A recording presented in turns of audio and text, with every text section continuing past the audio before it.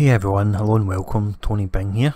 With the upcoming release of Marvel Heroes Omega on both PlayStation 4 and Xbox One, I'm seeing lots of questions through various different channels, be it social media, be it through YouTube, in regards to different aspects of the game. Now, what I've done for the purpose of this video is I've pulled together all the most common questions, hunted down some information, and hopefully we can get some answers for you. Now, with this video, we will discuss details of the closed beta, where you would go to find out information on that and how to actually enter it. We will discuss benefits that are available for PlayStation Plus members, how the early access is going to work once the actual beta is completed. Following on from that, we'll have a look at the potential 38 heroes that will be released into the game.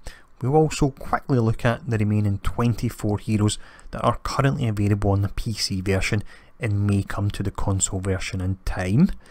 We then look at gameplay at the end of the video, and we will have a quick look at the story mode. We'll follow that up with operations, and then we'll also have a look at what's known as Midtown, the Danger Room, and also the Trials. You'll be spending a lot of your time. So first up, we'll discuss details of the closed beta and what we currently know. Firstly then, in regards to the closed beta, to gain access to it, you would actually purchase one of the Founders Packs that will be on sale through the PlayStation Store. Now, another way it looks like you can actually gain access to it would be through private invite, and if you keep an eye on the official forums for more information on that, I will put a link to the official forums within the description of this actual video. Now, for all players that do actually participate in the closed beta, they can look forward to receiving a free Daredevil costume, and that would be the Devil of Hell's Kitchen. So that's a nice little bonus there. For members of PlayStation Plus, they can also look forward to a variety of perks as well, and one of them will be a free Daredevil Man Without Fear costume. So if you take part in the beta, you also have PlayStation Plus, you'll have two costumes to start them off with, so that's certainly very nice.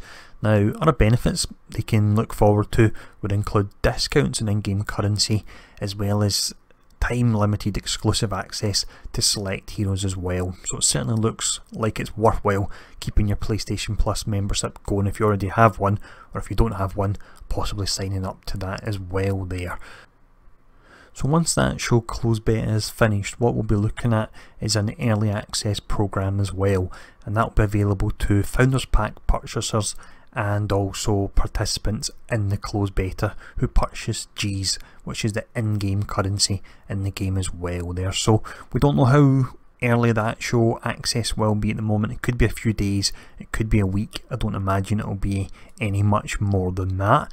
Now, with details of the early access and beta out of the way, let's talk about the exciting information now, the heroes. So what do we actually know in regards to the hero roster? So there will be 38 heroes in total, and if we look at the announcement trailer, we can actually see that we have 38 heroes facing off against Loki and the Dark Elves, and for that reason I feel it is safe to assume that those will be the heroes that are available at launch. Now, of those 38 heroes, 2 will actually be a timed exclusive for Founder Pack purchasers, and that will be both Iron Fist and War Machine, and they'll be locked out for the first 6 months, so do bear that in mind if you're a fan of either of them.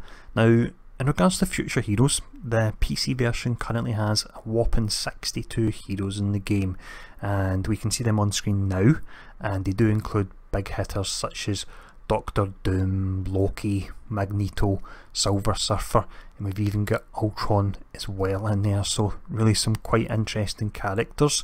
Now, whether or not those characters will move over to the console version is a different question entirely. There may be certain licensing issues, but any issues like that aside, I would imagine we would see the vast majority of this roster also moving over to PlayStation and Xbox as well, which is fantastic. So with the heroes covered, what we'll now do is have a quick look at the actual gameplay that will be available at launch as well. So when you've managed to pick your first character out of the roster of 38, which even I think I'll have quite a lot of trouble picking what one I would like to level first, but once you've done that, you then want to have a look at the story mode first. I would highly recommend this. It really gets you used to the game and the various drops in it as well. So it's broken into 9 chapters.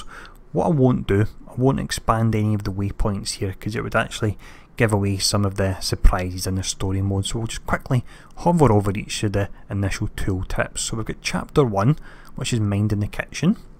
We follow that up with Pursuing the Hood. We then have Against the Hand. Chapter 4 is Kingpin of Crime. Chapter 5 is Under Siege. Chapter 6 is Striking Back. 7 is Sinister Threats. 8 is The Final Moves. And 9 is the Battle of Asgardia. You should find your first playthrough the story will take you in the region of, I would say, around about 20 hours or so, and you should certainly be very close to actually hitting level 60 by the time you reach that point. Now, once you do actually reach that point, you're level 60, then you can start looking at endgame, which most action RPGs are all about. You've leveled up, now it's time to find that loot, so where would you actually find it?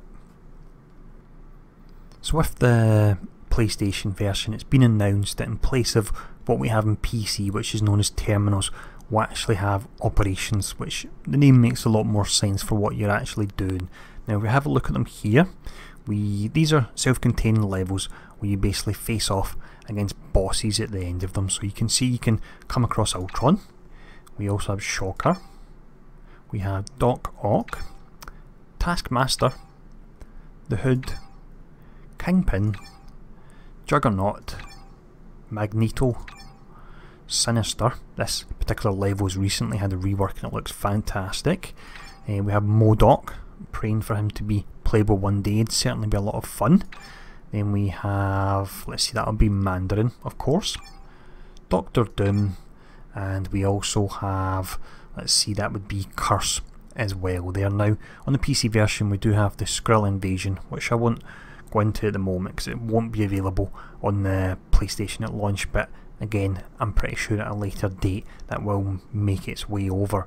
So that's the operations covered, and next up what we have to look at, which is a lot of fun and I find where I spend most of my time, is what's known as the patrols, and these are open world. You can have 20-30 players running around taking on bosses that randomly spawn, so these are a whole lot of fun. Now with the current PC version of the game we actually have 3 different scenarios for the patrols. One of them I'm fairly certain will be locked out at launch, and that will be High Trown Patrol. The reason that would be locked out is it's tied in with Chapter 10, which won't be coming to the game when it first launches. What that does leave for us is both Midtown and also Industry City patrols, and they're great areas to run around with and group up with other players. Now in Midtown you'll come across various bosses, and that would include Black Cat, Man-Ape, Crossbones, which is great ever since the Civil War event, he's now added to the game. You'll even come across the Sinister Six on occasion, and also the Brotherhood of Mutants as well there.